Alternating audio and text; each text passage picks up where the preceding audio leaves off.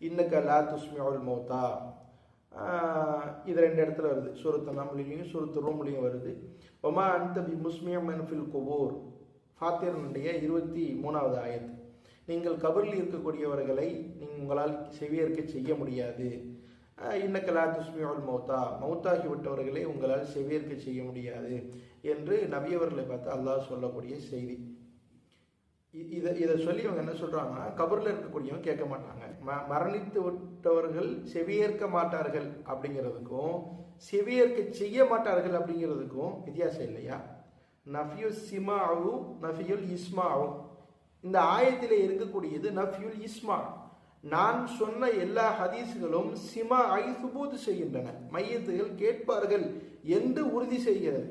ஆனா இந்த ஆயத்துக்கள் எல்லாம் நீங்க எடுத்து பார்த்தீங்கன்னா, இன்னக்க லா துஸ்மிஉல் மௌத்தா, நபியே நீங்கள் மரணித்து விட்டவர்களை செவியேற்க செய்ய முடியாது. ஆமா, நபி அவர்களால் செய்ய முடியாது, அந்த வேலை அல்லாஹ்வுடையது. இதை நாங்க தெளிவாக சொல்றோம். இப்போ இந்த ஆயத்து மையத்துகள் கேட்க மாட்டார்கள் அப்படிங்கிறது எங்க சொல்லுது? நபியே நீங்கள் கேட்க செய்ய முடியாது, அந்த வேலையை நீங்க செய்ய முடியாது நபியே, நான் தான் செய்ய முடியும் அப்படிங்கிறான். அதை சூரத்துல் ஃபாத்தினுடைய ஆயத்து ரொம்ப தெளிவா சொல்லுது. இன்னல்லாஹ யுஸ்மியோ மையஷா, அல்லாஹ் தான் நாடிய யாரையும் கேட்க செய்வான். அது யாருடைய வேலை? அல்லாஹ்வுடைய வேலை.